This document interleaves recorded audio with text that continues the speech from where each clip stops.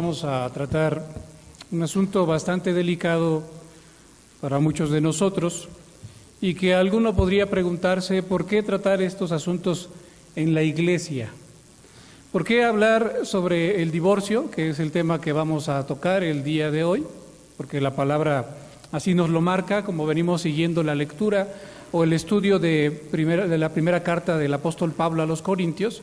Diríamos, ¿por qué hablar de estos asuntos en la iglesia? Si se supone que los hermanos, los que conocemos a Cristo, los que amamos al Señor con todo nuestro corazón, jamás pensaríamos en separarnos de nuestra esposa o de nuestro esposo. Jamás buscaríamos algo como eso. Bueno, algunos pensarían así, pero como vemos en la palabra de Dios, en esta primera carta a los Corintios, era algo que se daba en la iglesia de Corinto. Se estaba buscando, algunas personas estaban buscando separarse o divorciarse. Específicamente se habla de las mujeres que estaban procurando separarse de sus maridos. Y como vemos también, leímos hace un momento en el libro del profeta Malaquías, era algo que también se daba en el pueblo de Israel. El pueblo de Dios, aún a pesar de conocer a Dios, nosotros los cristianos, aún de conocer a Cristo y de decir que amamos a Cristo y de amar a Cristo sinceramente, llegamos también a pensar en el divorcio, en la separación, como una alternativa válida. Pero no debe ser así, es lo que nos dice el apóstol Pablo. Y nos lo dice también Malaquías, ¿no? Leíamos, y si usted quiere acompañarme, voy a permitirme hacer la lectura nuevamente de Malaquías capítulo 2. Leímos hace un momento a partir del verso 10, pero yo voy a leer solamente de los versos 13 al 16.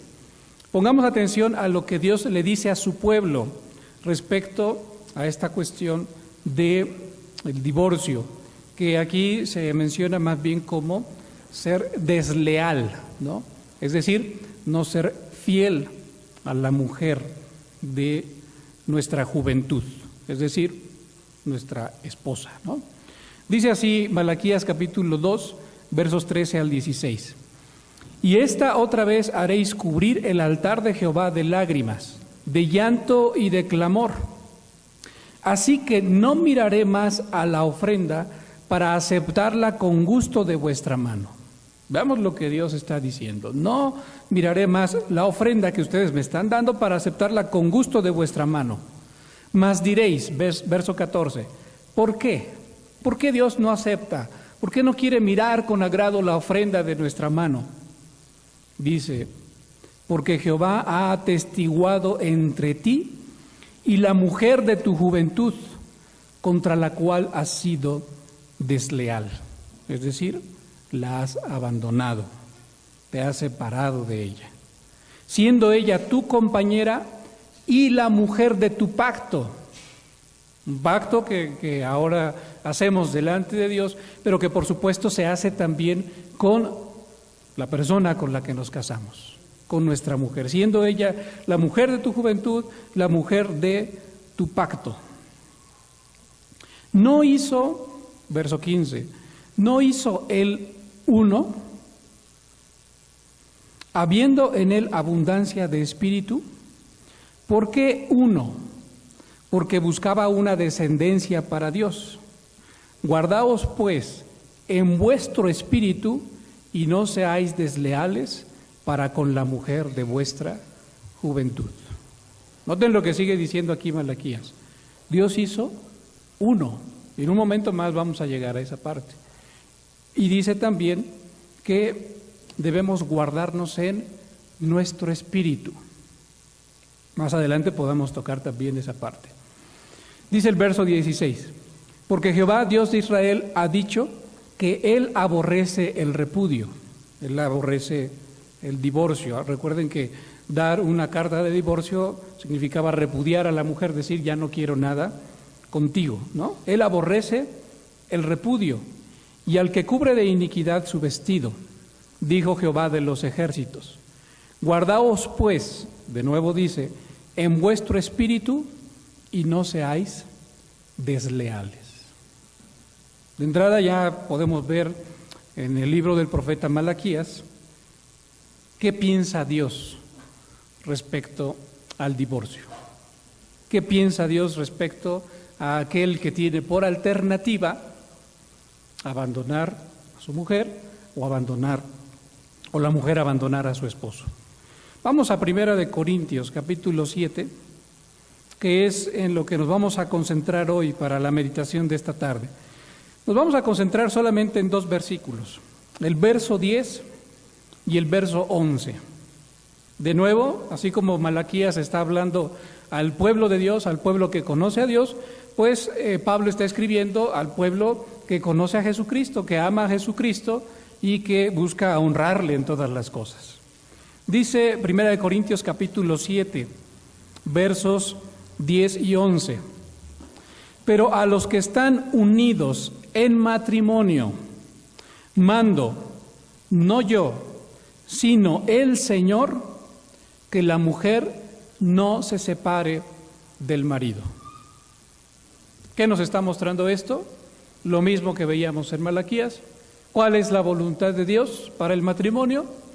La voluntad de Dios para el matrimonio es muy amplia, pero por lo menos en estos versos podemos darnos cuenta que la voluntad de Dios para el matrimonio, una muy básica, es que el matrimonio dure para siempre. Por lo menos, como se dice, hasta que la muerte los separe. Esa es la voluntad de Dios para el matrimonio y podemos verlo a lo largo de toda la Escritura. No es o no debería ser para un creyente, para un cristiano, una alternativa el divorcio. Ahora, ¿por qué decimos que Pablo se está dirigiendo aquí a esposos o a matrimonios donde ambos cónyuges son creyentes? Porque más adelante, a partir del verso 12, se va a dirigir a otros matrimonios, pero ya se va a referir a los matrimonios mixtos. Voy a leer un poco del verso 12 en adelante. Y a los demás, yo digo, no el Señor, si algún hermano tiene mujer que no sea creyente y ella consiente en vivir con él, no la abandone. Y si una mujer tiene marido que no sea creyente y él consiente en vivir con ella, no lo abandone. A partir de ahí va a tratar ya los matrimonios mixtos, ¿no? Donde uno de los dos cónyuges es creyente y el otro no. Pero en los versos 10 y 11 se va a concentrar en los matrimonios donde ambos cónyuges son creyentes. Para los matrimonios mixtos, y esto lo veremos en predicaciones posteriores, tiene algunas recomendaciones, no son realmente las mismas, porque dice el verso 15, adelantándonos quizá un poco, pero si el incrédulo se separa, sepárese. Es decir, ahí sí puede haber esa opción, aunque también tendría que quedarse sin casar. Si el incrédulo se separa, sepárese, pues no está el hermano o la hermana sujeto a servidumbre en semejante caso, sino que a paz nos llamó Dios. En aquel caso se tratará más a profundidad. En su momento sí puede haber esa opción. Para el matrimonio cristiano donde ambos son creyentes, versos 10 y 11, no puede haber separación o divorcio. Vuelvo a leer el verso 10. A los que están unidos en matrimonio, entendemos ya que es un matrimonio donde ambos son creyentes, mando no yo, sino el Señor, que la mujer no se separe del marido. Verso 11. Y si se separa, quédese sin casar o reconcíliese con su marido, y que el marido no abandone a su mujer. Ninguno de los dos puede decir, hasta aquí llegamos, y cada quien a partir de ahora toma su camino. Tú y yo ya no podemos seguir casados. Ahora, como hay ocasiones, dice ahí el verso 11, en los que el ser humano se aferra a lo que quiere hacer y termina haciéndolo, termina separándose, termina divorciándose a pesar de que no le está permitido, dice el verso 11, dice, bueno, si se separa, si se separó, tiene que quedarse sin casar. No puede casarse. Más adelante vamos a ver la razón de este mandamiento y de dónde surge este mandamiento. Si se separa, si terminan divorciándose porque no hubo de otra, porque no sé, por la razón que sea, al final de cuentas, dice el apóstol, debería quedarse sin casar. Después sigue diciendo, ahí el verso 11, ¿no? O tiene una opción más. Si en algún momento dice, bueno, realmente ya estoy viviendo divorciado, pero me doy cuenta que la vida de soltero, así divorciado, no es para mí. A fuerza necesito casarme, a fuerza necesito una pareja, necesito una esposa, necesito un esposo, no por la razón que sea, no puedo estar solo, no tengo el don de continencia, por la razón que sea. Dice Pablo, sí, bueno, sí te puedes casar, pero con el mismo, ¿no? Dice ahí el verso 11. Si se separa, quédese sin casar, ¿o qué? O reconcíliese, y note cómo le llama otra vez, con su marido. Ahora diríamos, pero no que ya se habían divorciado. Bueno, diríamos, sí, probablemente hay un papel que diga que están divorciados, pero Pablo sigue diciendo, reconcíliese con su marido, sigue siendo su marido. Podrá haber un papel que diga lo contrario, pero espiritualmente hablando, bíblicamente hablando, sigue siendo su marido. Siguen estando unidos, aunque estuvieran, por decirlo así, legalmente separados o divorciados. Esto tiene un fundamento muy profundo. Pablo lo menciona desde el verso 10, porque Pablo no basa sus palabras, esto que está diciendo, en una idea personal. No dice, yo pienso que es así, yo creo que es así. Con toda la autoridad apostólica que él tiene, él no está diciendo, esto lo mando yo. Sino dice el verso 10, a los que están unidos en matrimonio, mando, no yo, sino ¿quién? Sino el Señor.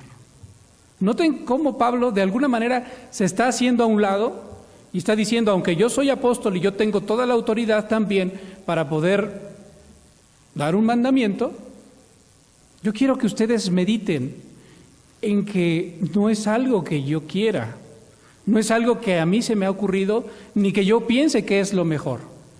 Esto es un mandamiento del Señor. El hecho de que el matrimonio permanezca durante toda la vida, que el matrimonio sea para siempre, por el tiempo que dure nuestra vida, no es algo que está basado en la autoridad del apóstol, sino en la autoridad misma del Señor Jesucristo. Ahora, ¿por qué los hermanos, o por qué más específicamente las hermanas de Corinto podrían estar pensando en separarse? Porque uno diría, bueno, hermano, hay de razones a razones por las que uno buscaría separarse o divorciarse de su esposo o de su esposa. ¿Podríamos saber algo de por qué estas hermanas estaban buscando el divorcio, la separación de sus maridos? Si seguimos un poco la línea de pensamiento del capítulo 7 que hemos estudiado ya durante varios domingos, nos vamos a dar cuenta que el apóstol Pablo recomendó algo en el verso 8. Ya dejó claro de que es mejor casarse si no se tiene el don de continencia. Los que tienen don de continencia pueden estar solteros, no hay problema. Pero los que no tienen don de continencia, dice Pablo, deben casarse. Sin embargo, en todo esto que ha dicho, Pablo ha dejado una idea en la mente de sus lectores y probablemente también lo había enseñado previamente, ¿no? Dice el verso 8, digo pues a los solteros y a las viudas que bueno les fuera quedarse como yo. Es decir, algunos estaban pensando, los solteros decían, es mejor que me quede soltero para servir a Dios, para dedicarme a Él completamente, para no tener que estarme preocupando de mi mujer, o la mujer no es tener que estarme preocupando de mi esposo, de atenderlo a Él, de servirlo a Él, sino que yo pueda dedicarme a Dios. Los solteros pensaban así. Y Pablo ya les dijo, ¿no? Si pueden quedarse solteros, sería bueno si ustedes pueden dedicarse completamente al Señor. Pero si no tienen el don de continencia, se van a estar quemando, van a estar ardiendo de pasión. Tienen ese deseo, ese anhelo. Es mejor que se casen. Pero los ya casados podían pensar de una manera un poco diferente. Podían estar diciendo, bueno,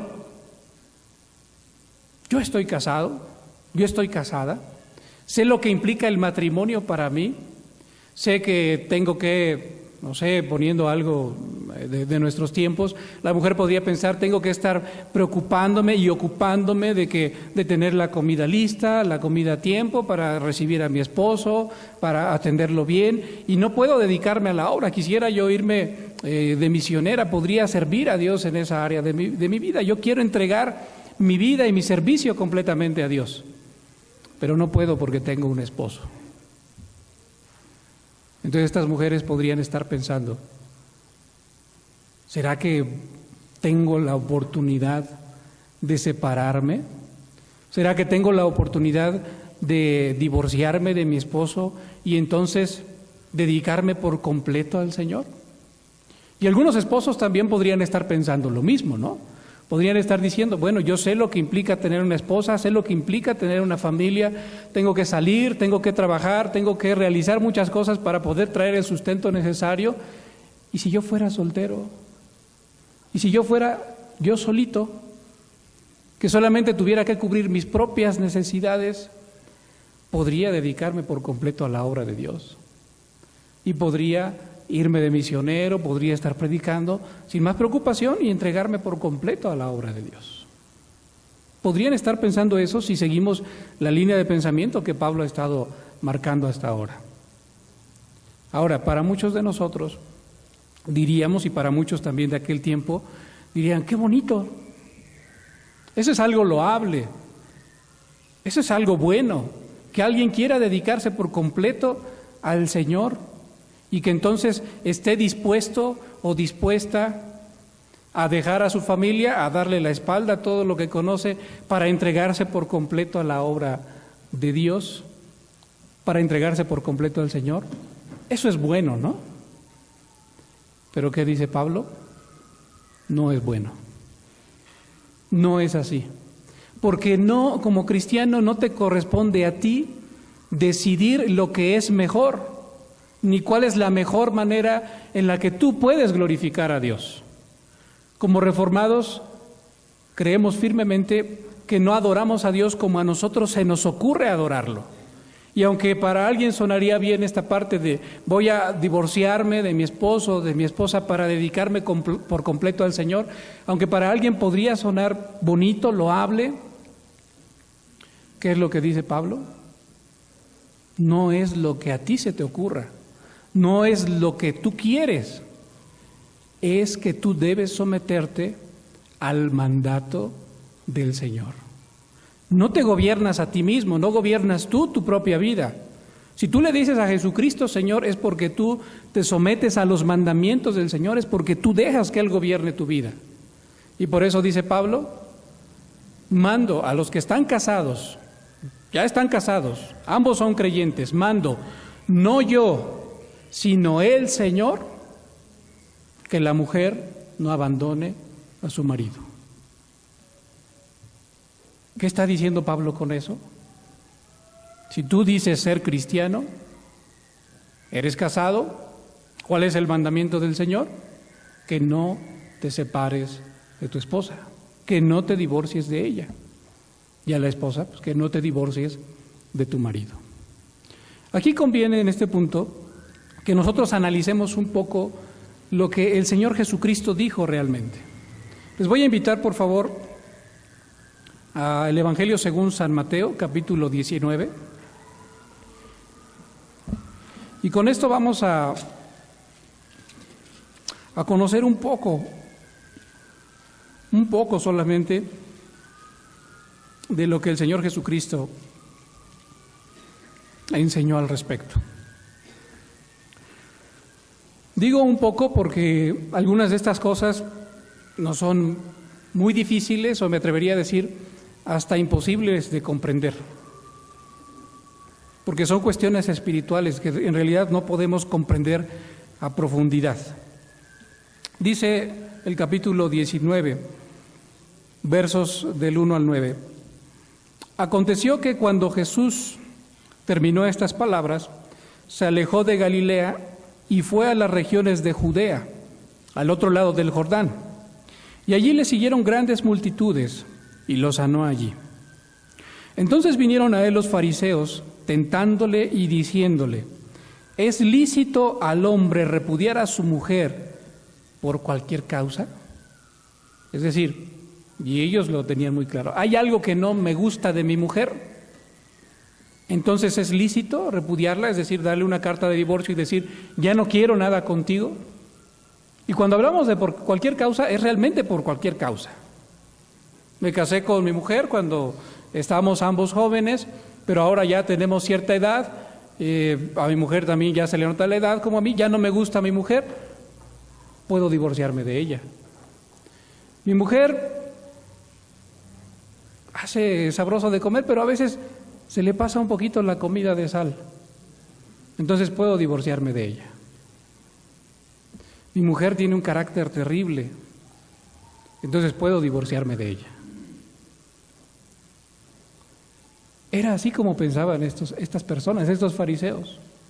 Y se acercaron a Jesús preguntándole y diciéndole, ¿sería lícito? ¿Nos está permitido? Y lo están haciendo para tentarle, porque ellos quieren saber si Jesucristo le es leal a la ley de Moisés o qué es lo que va a decir. Sigue diciendo entonces, verso 4. Él respondiendo les dijo: ¿no habéis leído que el que los hizo al principio, varón y hembra los hizo? Ahora, noten lo que está sucediendo aquí, algo muy interesante y que nos va haciendo ver que hay un fundamento muy profundo y no es un fundamento reciente respecto al matrimonio. ¿Qué es lo que hizo Pablo? Pablo dice, mando, no yo, sino el Señor, que la mujer no se separe, no abandone a su marido, y el marido tampoco a su mujer. Nos remite entonces ahora al mandato del Señor Jesucristo.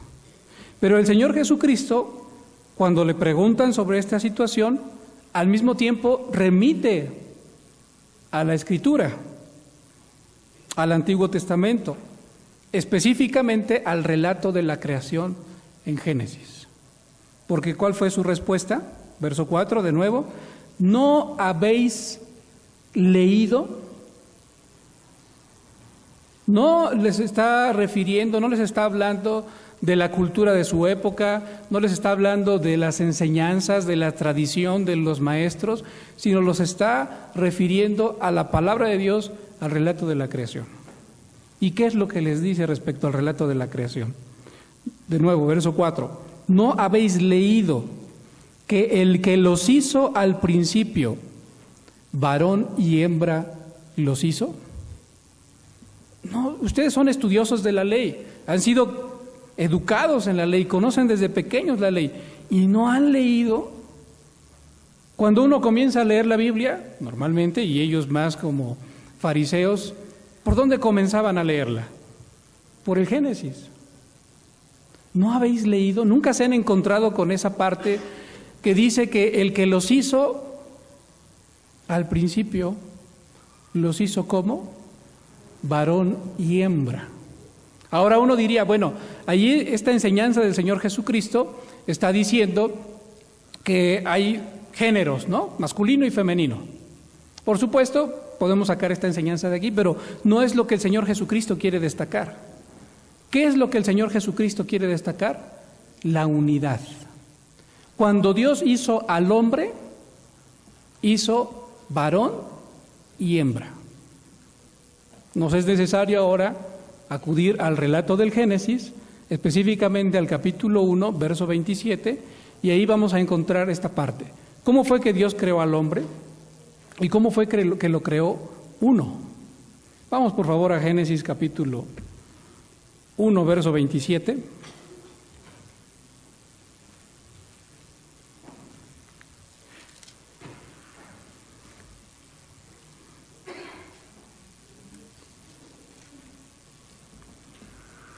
Versos 26 y 27. Lo leo, por favor, sígalo con su vista. Entonces dijo Dios: hagamos al hombre a nuestra imagen, conforme a nuestra semejanza, y señoree en los peces del mar, en las aves de los cielos, en las bestias, en toda la tierra y en todo animal que se arrastra sobre la tierra. Y creó Dios al hombre a su imagen, a imagen de Dios lo creó, varón y hembra los creó.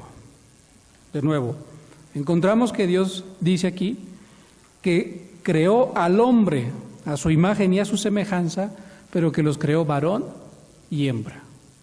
Los creó de alguna manera en este primer relato, se deja ver, después se detalla un poco más cómo fue la creación del hombre y que el hombre, Dios lo hizo caer en un sueño profundo y le abrió el costado y sacó una costilla. En fin, vamos a ir en un momento más a esa parte.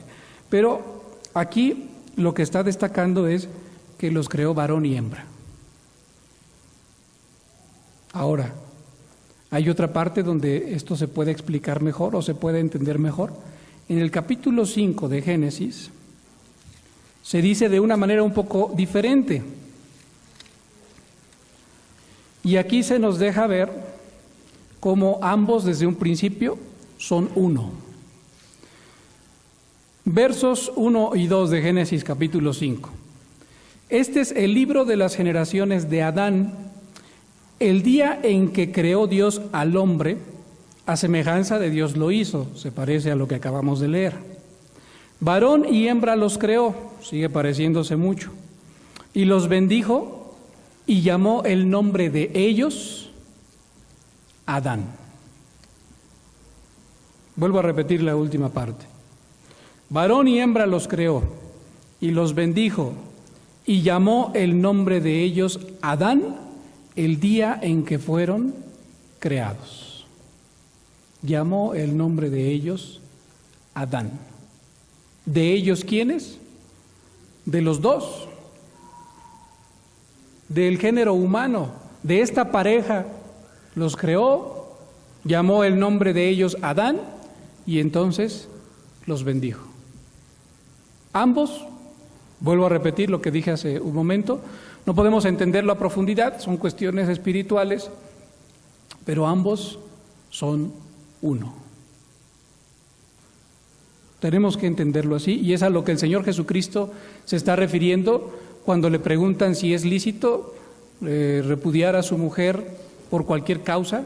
Jesucristo está haciendo referencia a esto.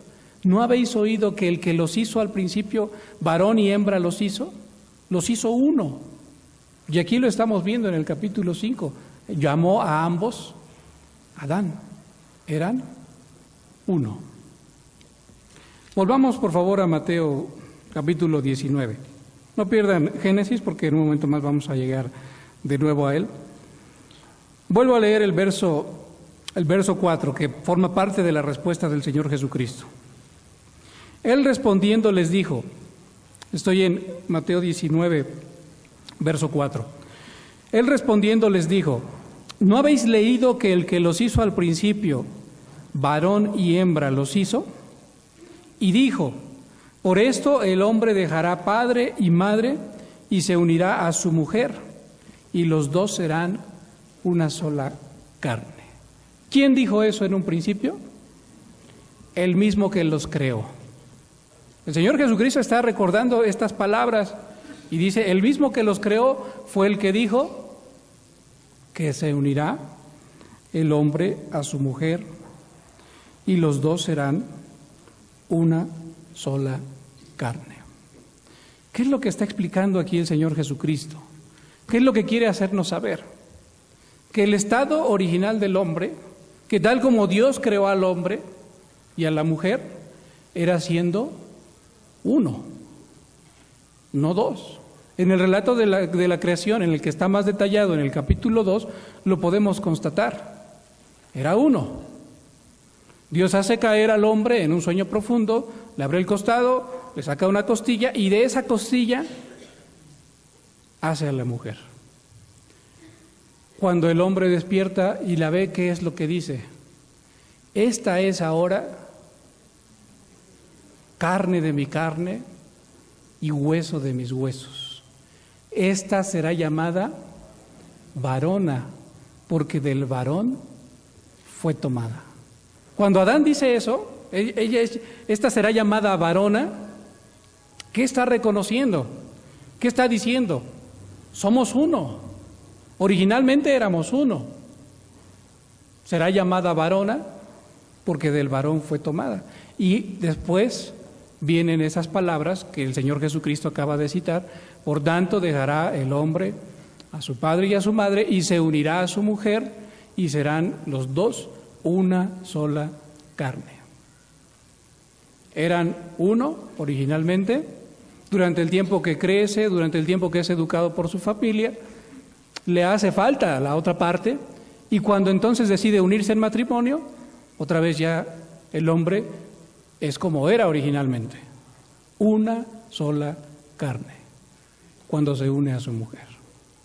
El propósito de Dios para el matrimonio, o tal como Dios creó al ser humano, fue así. Varón y hembra, siendo los dos una sola carne, llamando a ambos Adán. Y cuando el hombre ve a su mujer, dice, esta será llamada varona. Somos uno, es hueso de mis huesos y carne de mi carne.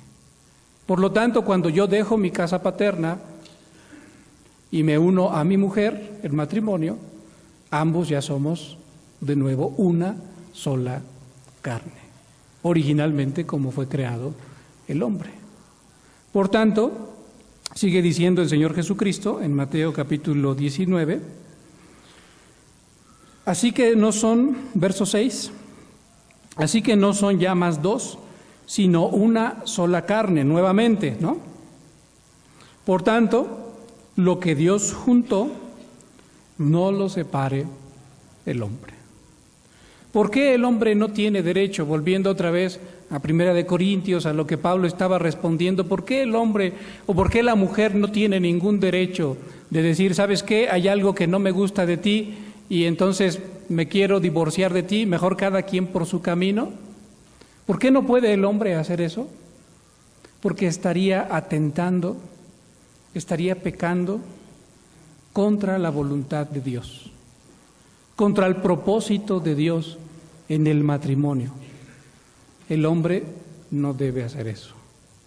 Por eso es que también Pablo dice, bueno, ok, si ya por cualquier razón te separaste, te divorciaste, ¿qué tendrías que hacer? Quedarte sin casar. ¿Por qué? De nuevo, es una cuestión espiritual que no entendemos a profundidad, pero siguen unidos. El Señor Jesucristo lo va a seguir tratando aquí en Mateo capítulo 19. Sigo leyendo. Le dijeron, ¿por qué pues, verso 7, le dijeron, ¿por qué pues mandó Moisés dar carta de divorcio y repudiarla? Él les dijo, por la dureza de vuestro corazón, Moisés os permitió repudiar a vuestras mujeres, mas al principio no fue así. El propósito original de Dios no era ese. Y yo os digo, verso 9, que cualquiera que repudia a su mujer, salvo por causa de fornicación, y se casa con otra, ¿qué hace? Adultera. Y el que se casa con la repudiada, adultera. Y diríamos, ¿pero por qué adultera si ya están divorciados? Lo dijimos en un principio, porque puede haber un papel que diga que están divorciados, pero desde el punto de vista bíblico, desde el punto de vista espiritual, siguen estando unidos. Es muy difícil para nosotros, aunque somos creyentes, comprender esta parte, y es también muy difícil aceptar esta parte. Jesús tenía a sus discípulos, gente que confiaba en Él, que trataba de ser como Él. Y noten la respuesta de sus discípulos en el verso 10. Le dijeron sus discípulos, si así es la condición del hombre con su mujer, entonces no conviene casarse. El corazón de los discípulos, de estos hombres que amaban a Jesucristo, estaba de alguna manera también, como lo está también en muchos de nosotros, con esa intención. Bueno, si yo me caso y si el matrimonio es para toda la vida, pues entonces no conviene. Es lo que ellos dijeron, no conviene casarse. ¿Y qué es lo que les responde el Señor Jesucristo? No todos son capaces de recibir esto, sino aquellos a quienes es dado. De nuevo, este sigue siendo un don de Dios. Así como el don de continencia viene de parte de Dios, también el don de casarse, comprometerse, permanecer en matrimonio para toda la vida, también es un don de Dios. Es algo que tiene que ser obrado en nuestra vida, en nuestro corazón, porque el ser humano, como lo estamos viendo aquí en los discípulos, busca otra cosa, busca otras alternativas. Dice, no me conviene, no aguanto esta parte de mi esposa, no estoy a gusto con esto, con aquello. Quisiera tener otras alternativas. Dios tiene que obrar en el corazón del ser humano para que podamos ser leales por toda la vida de nuestro matrimonio. Eso es algo que Dios tiene que obrar en nosotros y para lo cual debemos depender también de Jesucristo. La respuesta de Jesús es muy clara. Te tiene que ser dado por Dios. ¿Qué es lo que deberíamos pedirle a Dios? Por supuesto, que Él nos ayude a caminar en integridad, que Él nos ayude a caminar en fidelidad. Nos hemos dado cuenta a través de varias partes de la Escritura cuál es el propósito de Dios para el matrimonio. Pero ¿saben qué se requiere para que el matrimonio permanezca para toda la vida? Solo se necesita una cosa. Se necesita a Cristo como el centro de nuestros matrimonios. Se necesita que yo como esposo quiera agradar completamente al Señor, ame al Señor con todo mi corazón y me someta al Señor en todas las cosas. Y se requiere que mi esposa haga lo mismo. Ser realmente cristianos en el matrimonio es lo que va a fundamentar, lo que va a permitir que el matrimonio permanezca firme. El Señor Jesucristo nos deja verlo de alguna manera en la parábola de los dos cimientos, ¿recuerdan? El hombre prudente y el hombre insensato o necio, que uno edifica su casa sobre la arena, el insensato, y el sabio la edifica sobre la roca. ¿Y qué dice el Señor Jesucristo? La roca soy yo. El que oye mis palabras y las hace, le compararé al hombre prudente que edificó su casa sobre la roca. Al que oye mis palabras y no las hace, le compararé al que edificó su casa sobre la arena. Noten muy bien lo que está diciendo el Señor Jesucristo. Los dos oyen las palabras del Señor Jesucristo. Los dos pueden estar aquí escuchando la palabra del Señor. Los dos pueden inclusive tener el devocional en su casa juntos. Pero no se trata solamente de quienes oyen las palabras del Señor Jesucristo, sino también de quienes hacen la voluntad del Señor Jesucristo. Quienes ponen en Él toda su confianza y quienes se someten a Él completamente. ¿Qué se requiere para que un matrimonio pueda durar para toda la vida? Jesucristo. Jesucristo gobernando nuestros corazones. Jesucristo gobernando nuestra vida y nuestro matrimonio siendo el fundamento de nuestro matrimonio para que realmente pueda perdurar. De manera muy práctica uno puede verlo. Porque si yo como cristiano en mi matrimonio tengo un problema con mi esposa y yo estoy tratando de seguir a Cristo y Cristo me ha enseñado, me ha mostrado en su palabra que yo no debo ni enojarme con mi hermano ni decirle fatuo a mi hermano, es decir, no faltarle al respeto de ninguna manera, ¿no tengo que aplicar esos principios también en mi matrimonio? Porque a veces pensamos que esos principios son para la iglesia, pero no son para toda la vida. Cuando el Señor Jesucristo habla acerca del adulterio y dice que cualquiera que mira a una mujer para codiciarla ya adulteró con ella en su corazón. Y yo quiero honrar a Cristo con mi vida. No es que yo me voy a estar cuidando de si mi esposa me ve o no me ve que estoy viendo a una muchacha, sino que yo estoy tratando de agradar al Señor. Y cuando yo trato de agradar al Señor, aunque yo no esté buscando agradar a mi mujer, la estaré agradando. Y el matrimonio puede perdurar. Pero necesitamos someternos completamente al Señor Jesucristo. Vamos a orar, hermanos. Señor, te damos muchas gracias, porque a través de tu palabra nos muestras cuál es tu voluntad para nuestra vida. Nos damos cuenta que lo que tú quieres para nuestros matrimonios, en primera instancia, Señor, es que seamos leales a la mujer de nuestra juventud. Que busquemos, Padre Celestial, hacer la voluntad de tu Hijo Jesucristo. Había algunos hombres y mujeres en Corinto que creían que harían bien abandonando a su cónyuge y creían quizá de que de esa manera te agradarían. Pero la única manera para agradarte es como tú lo has estipulado en tu palabra. Y tú nos has dejado claro que a los que somos casados, Señor, nos has llamado a la fidelidad, a la lealtad, a mantener este pacto, Señor, hasta que la muerte nos separe. Sabemos, como entendemos a través de toda tu palabra, que esto es algo que solamente tú puedes hacer en nuestros corazones. Que necesitamos en nuestros matrimonios ser realmente cristianos, que tu Hijo Jesucristo ocupe el primer lugar, el lugar principal en nuestros matrimonios. Que no busquemos agradarnos a nosotros mismos, ni siquiera agradar a nuestro cónyuge, sino agradarte a ti. Permite que así sea, Señor. Te rogamos que nos llenes de sabiduría, de tu sabiduría y de tu Santo Espíritu. Que nos llenes también de tu palabra para poder, Señor, vivir como a ti te agrada. Fortalece tú nuestra vida, nuestros matrimonios, nuestras familias, Señor. En Cristo Jesús, nuestro Salvador, te lo suplicamos. Amén. Les voy a invitar, hermanos, a estar de pie para despedirnos en oración.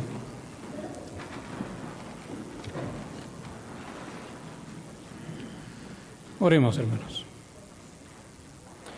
De nuevo te damos gracias, Señor, porque nos has dado la oportunidad de estar aquí en tu casa para honrarte, para glorificar tu nombre, para exaltarte, Señor. Gracias porque nos has permitido entonar estos cánticos espirituales. Gracias, Padre Celestial, porque nos has permitido adorarte a través de los diezmos, de las ofrendas, de la lectura de tu palabra, Señor, y de la meditación en ella. Gracias también porque tu palabra es de edificación para nuestra vida y porque a través de ella tú nos muestras, Señor, cómo debemos vivir. Padre, que jamás nos olvidemos de que tu Hijo Jesucristo debe ser el centro de nuestra vida. Hemos de salir de este lugar, Señor, y te suplicamos que tú nos lleves con bien, Señor, a donde quiera que vayamos, ya sea a nuestro hogar o a donde quiera, Padre Celestial, que tu presencia vaya con nosotros y que en todo lugar, Señor, podamos dar testimonio de que tú gobiernas nuestra vida, de que te alabamos, te glorificamos, de que te pertenecemos, Señor. Permite que todo lo que pensemos, que todo lo que hablemos y también que todo lo que hagamos, Señor, honre y glorifique tu santo nombre. Te lo suplicamos, Padre Celestial, y oramos a ti como tu Hijo, nuestro Señor Jesucristo, nos enseñó. Padre nuestro que estás en los cielos, santificado sea tu nombre. Vénganos tu reino, sea hecha tu voluntad, como en el cielo, así también en la tierra. El pan nuestro de cada día, dánoslo hoy, y perdona nuestras deudas, así como nosotros perdonamos a nuestros deudores.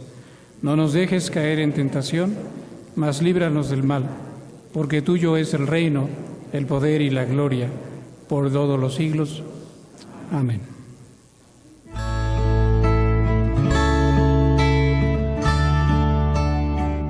Iglesia Nacional Presbiteriana Príncipe de Paz, ubicada en Humboldt número 50, Colonia Centro, México DF. Si desea mayor información, puede comunicarse al 5518-6114 y 5518-5900 o en la página de internet www.inp-príncipedepazcentro.org. Recuerde que esta puede ser su iglesia.